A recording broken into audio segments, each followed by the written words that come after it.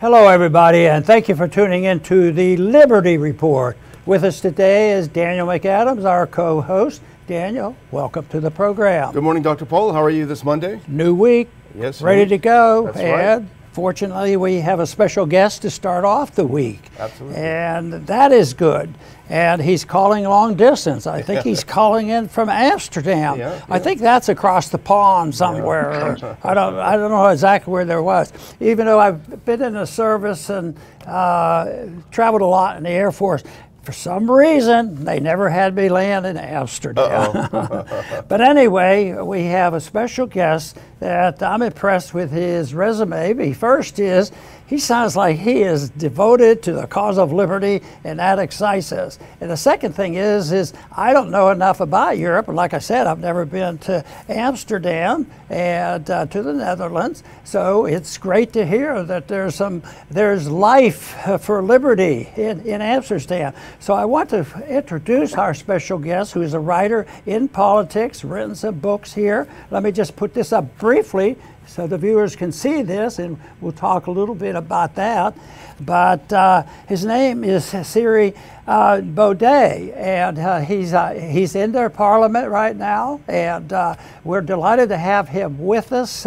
But we do know that there's much that we're going to agree on, and we love to see the message of liberty spread, not only in the United States, but we definitely need it spread around the world, or we'll all suffer. So I want to go ahead and introduce Thierry and ask him to say hello to our audience. Thierry, welcome to our program.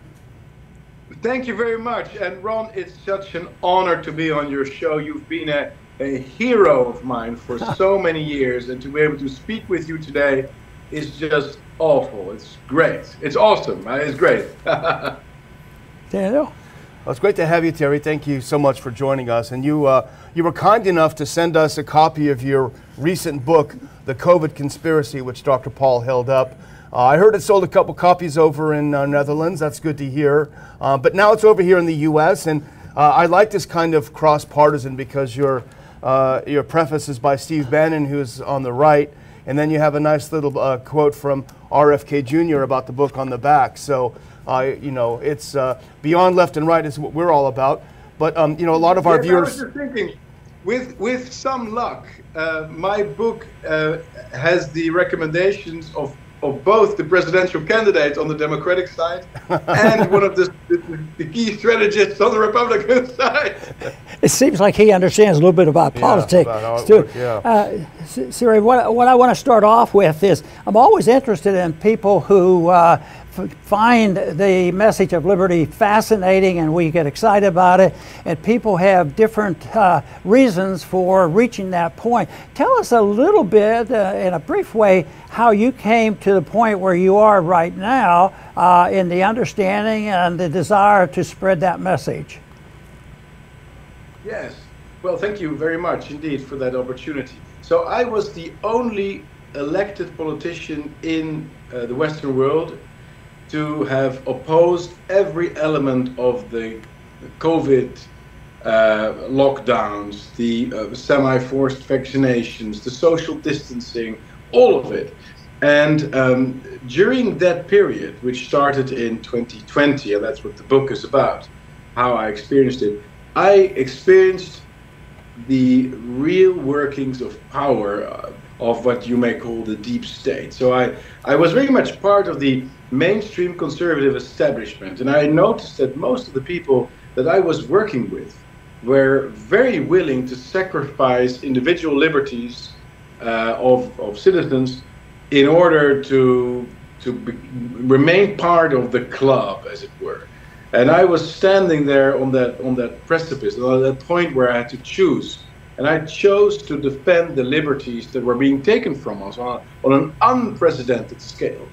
And that's what the book is about, because the thing that followed from it was that I was being expelled from all the centers of power. I was being demonized. I was being marginalized. And that is how difficult it is. That's why the story tells about much more than just all the scam elements of COVID, the untruths. It also tells a little bit about how power seems to seduce so many people into suppressing citizens and just joining the club. And I never wanted to do that.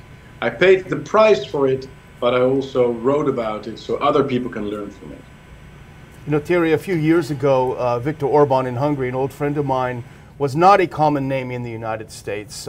He has since become very, very well known, especially on the American right, for lack of a better word. I do get the feeling that you are about to break here in the U.S., and that's why we're excited to have you on the program. Just a prediction, because you defy these traditional left-right stereotypes, which we can't stand. But I really would. The book is a great book. It's a quick read. You won't want to put it down. But for the benefit of our viewers who aren't super familiar with yourself or with the book, maybe if you wouldn't mind just giving us a quick rundown of yourself, what brought you to write the book and what the book is about. Yeah, so I'm 40 years old. I'm married. I live in Amsterdam, and we just have a small son whose name is Lancelot, and he's 11 years old. Congratulations. And I'm recording this from my Amsterdam home. You can see the street here a little bit. I grew up as a legal scholar. I did a PhD in political philosophy with the late British philosopher Roger Scruton, and then I started writing for newspapers. I became a television commentator, but gradually I felt myself becoming more and more at odds with the establishment, with the mainstream establishment. I've published a number of books, also romance novels, but I felt that we needed to do more, so I founded an action group, which is called the Forum for Democracy. I founded it in 2014, which was just about the period when the British people were talking about Brexit. And I've been an opponent of the European Union and a defender of sovereignty for all my life. So I felt we needed to set up a group here in the Netherlands that was going to fight for a referendum, a Brexit-style referendum in the Netherlands. And I gathered a lot of signatures, and I started organizing events and debates. So this was all back in 2014, 2015.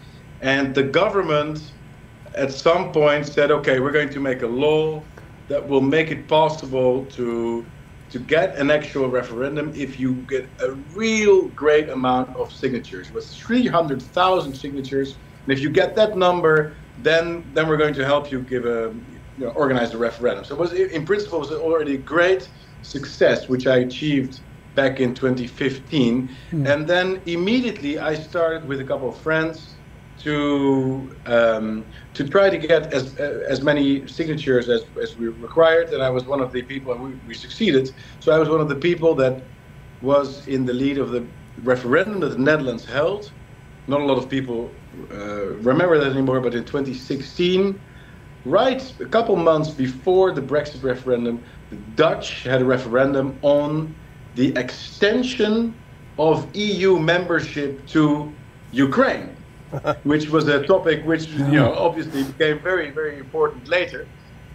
And we won that referendum. I was one of the people leading in the camp of no extension, no further extension of the EU. It will make the continent ever less free, more bureaucracy, less easy to govern, less democratic transparency. And so we won the referendum by almost 2/3 majority. But the Dutch government ignored it.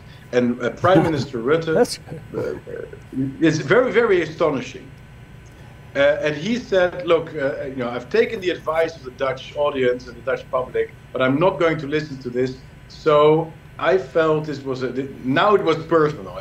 This was something that I couldn't accept. So I decided either I'm going to leave the country, I'm going to do something else entirely, I'm going to start a business, become a farmer, you name it, or I'm going to cross the Rubicon, as it were. And that's what I did. So in the summer of 2016, I founded my own political party, which was also called Forum for Democracy. And in 2017, at the general elections, I got elected. So I became a member of parliament. I'm the leader still of the Forum for Democracy. My party is the largest party in the country, in the Netherlands, in terms of members. So we have the largest membership figure, and we organize events all the time. And we're very different from every other political party because I'm very involved with society. So we have set up a school, an elementary school, because in the Netherlands, and I'm sure the same is true in the United States, young children, and I feel this very urgently because I have a son myself, but young children are indoctrinated with this wokeist agenda. And they are being promoted to accept transgenderism, and they have to be, vegetarian days and climate aware and all that thing. I do not want that for my kids, and a lot of people in the Netherlands don't want that for their kids. So we've had a tremendous success setting up our own school.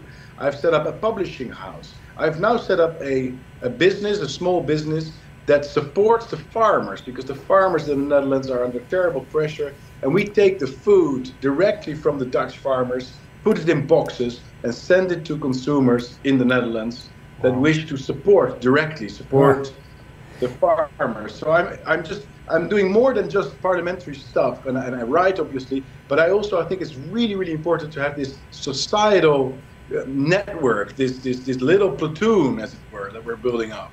Yeah, I think what you have done a good job in proving that one person can make a difference, and it's a great story.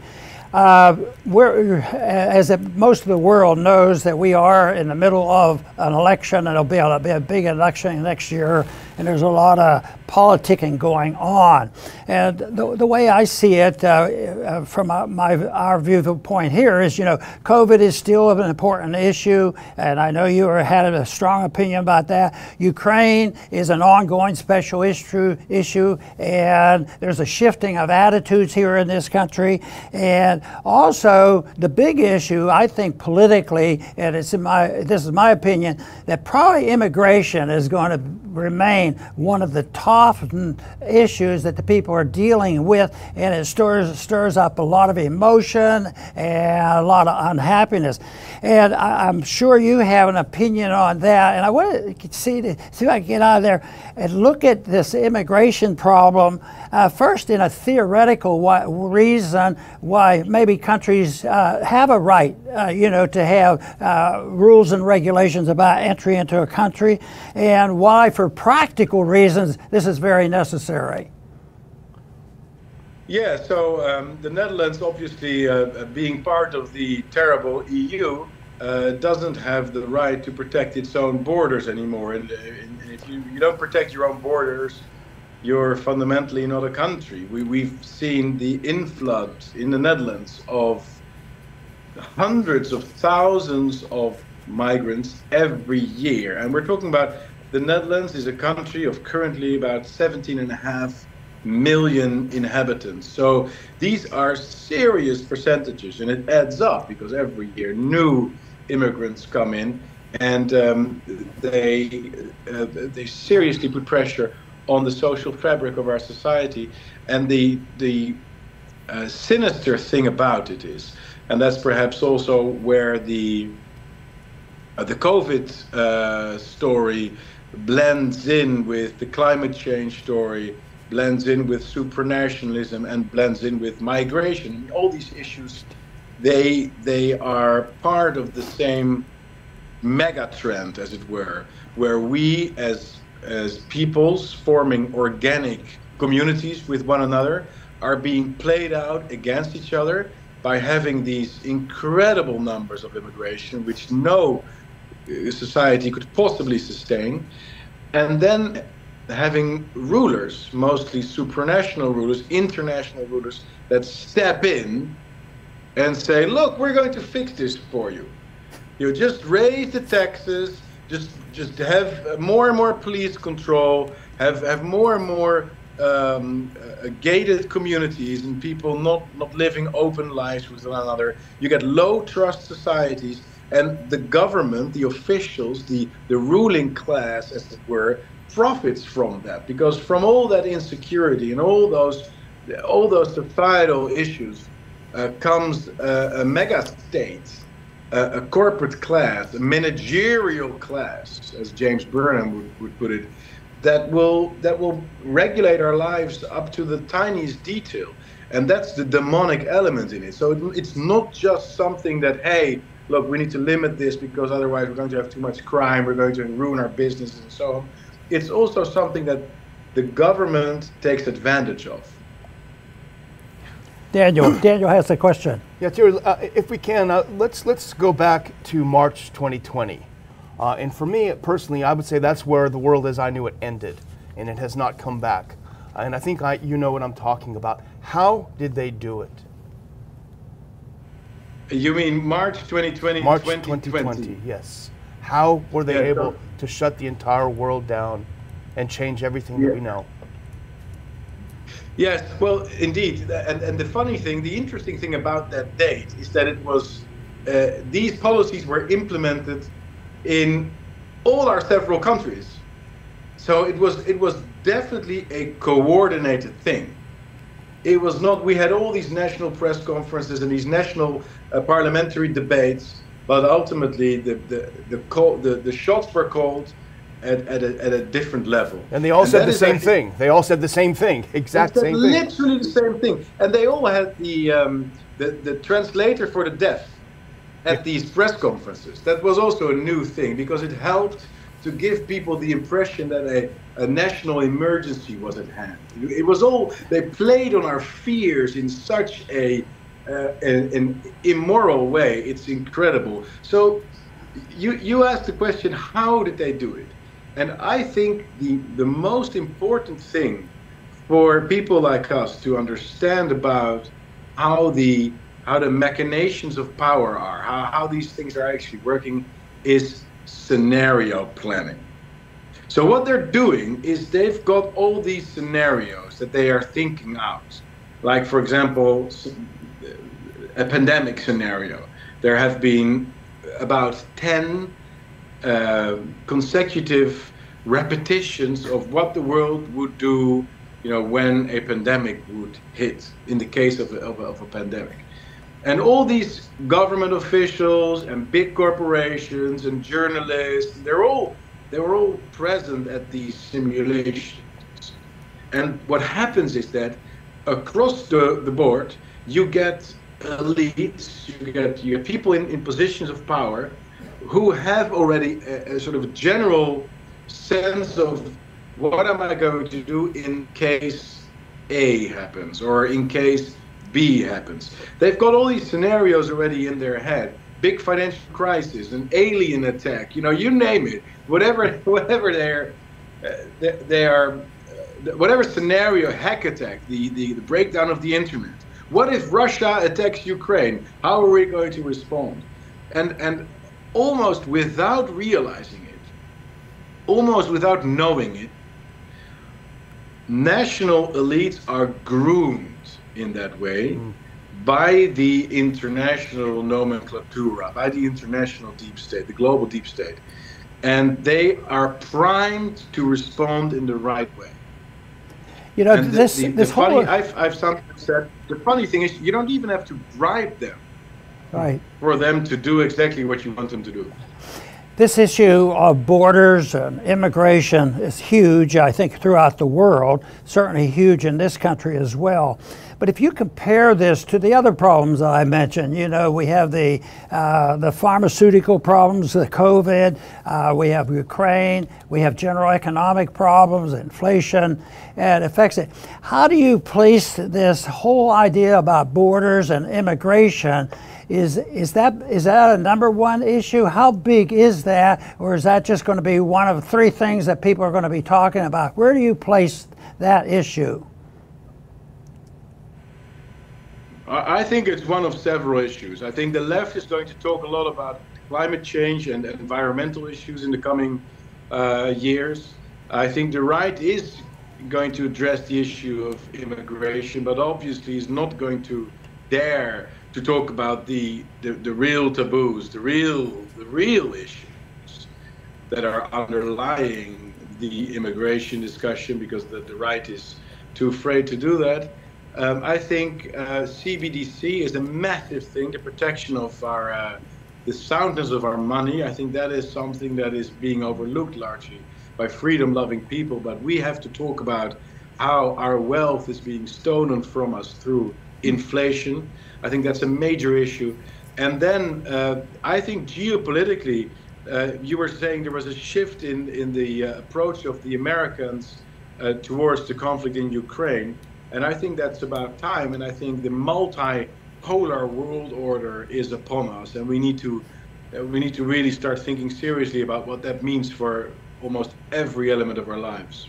Right. Well, one of the things we're seeing here, just on Ukraine for a second, is a lot of the U.S. neocons who push this from the beginning. And this is what they do every time, Thierry, and I know you know this, from Iraq to Syria and etc. If you had only listened to us and gone in harder at first, we wouldn't be having this discussion. So in a way, it smacks of desperation in a way, because it sounds like they know they've lost. But I want to take you to a piece, and I'm sure you read it, but it came out yesterday in Politico Europe, and I just happened upon it, and I thought it was absolutely hilarious. It's called Springtime for Europe's Fascists. And it's a fascinating article on many levels. First of all, I think because they recognize the danger of what's happening in Europe, and they're trying to contain it. And it talks about the AfD at 20%, Rassemblement National 1% point below, being the #1 party, FPO in Austria, your party as well. I think they're trying to ban your party from the Netherlands, which I guess what they may do in Germany next. But what is most fascinating, and maybe you can comment on this, is what does it say about the parties in power in Europe that are supporting literal fascists in Ukraine, that they have to condemn those of you, your parties that are against this support, they have to condemn you as fascists? It seems almost like an exercise in gaslighting. Yes, but there's more to it. It's very interesting and important to understand that our understanding, the mainstream understanding of the world, has been shaped dramatically by the Frankfurt School, which was a school of thinkers that originated in Germany in the 1920s, 1930s. It relocated to the US, and these thinkers believed that actual fascism, Nazism, and the Second World War essentially were an inevitable outcome, an inevitable consequence of traditional family life, traditional patriarchy, traditional European culture. And the thinkers of this movement, of the Frankfurt School, were incredibly influential in shaping, for example, the denazification program that America implemented in Europe after the Second World War. They were instrumental in setting up political science faculties around the world. They've shaped our cultural life, they've shaped our journalistic life, our understanding of psychology, and the destruction that we've been seeing ever since of European civilization, European aesthetics through modern architecture, the makeup of our societies, the ethnic and social makeup of our societies through mass immigration, sovereignty, being proud of your national history, the traditional family, the destruction of the traditional family through wokeism and LGBTQI+. All that comes ultimately from the philosophy of the Frankfurt School thinkers, who believed that traditional European life was ultimately going to lead to another world war, mass extinction of other peoples, the conquest of land, all these horrible things associated with the Second World War. And that is why the Ukraine is doing so much in trying to show off as being progressive. That's why they have an LGBT regiment in their army. You can look this up. You can look this up. You can check this. They have an actual LGBT regiment in their army. I don't think they're going to have a lot of military success, but it has a certain propaganda issue. It's important to present Ukraine as the anti-fascist, the progressive, the non-binary nation vis-a-vis Russia and Putin, which is increasingly positioning itself as a defender of traditional Europe. I don't know whether this So- new policy with the military will be helpful or not. It might lead to more peace. There won't be anybody know how to fight a war or something. But I wanted to touch. want to touch on the economic policy. You briefly mentioned it, and even the problem with people face with inflation. But you know, if I try to simplify this, you know, you could break economic policy down to, you know, what we claim in this country. They've been the economists and most members of Congress have been taught Keynesian economic or central economic planning by noble bureaucrats who know what's best for everybody. And then you have the outright socialists. We have those.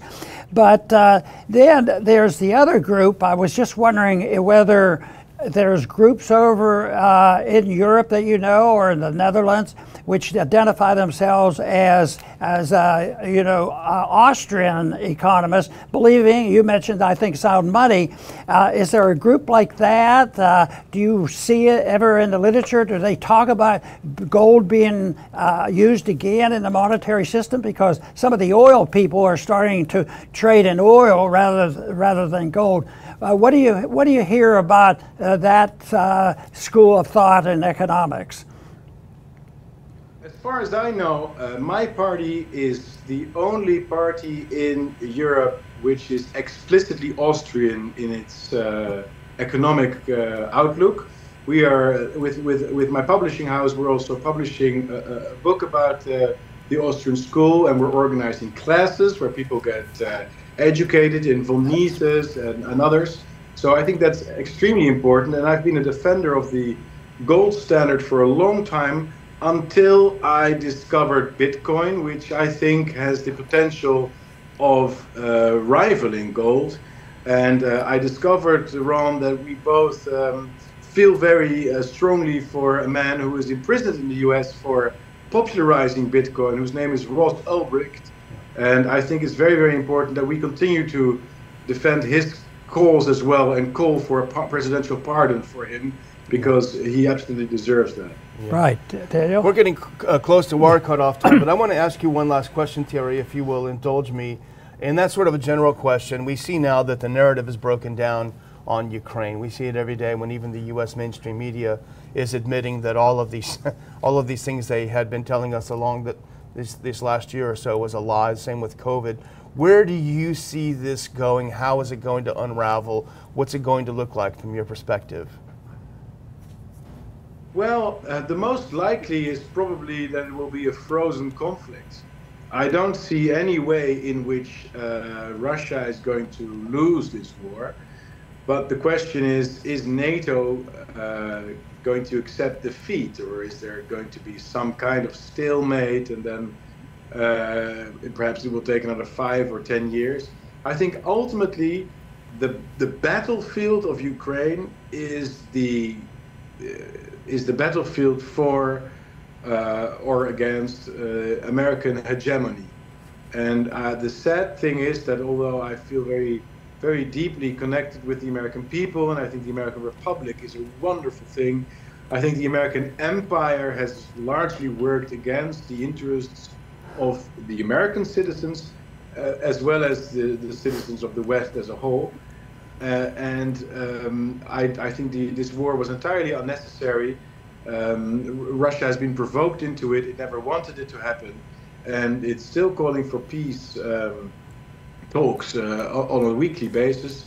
So it also depends, I think, who wins the presidency. If Biden or any other deep state candidate somehow manages to secure another 4-year term, then it's unlikely that America is going to back down, because we know the hawks and the military-industrial complex are so deeply involved in the current White House. But if either President Trump returns or RFK Jr. comes into the White House, then we might very well see a dramatic shift in the mood, and if peace talks recommence, and if America and Europe find a way to reconcile with Russia and see how our common interests and work together, then I think we might have a very bright future. So I think a lot depends on what happens next year in the United States elections, actually.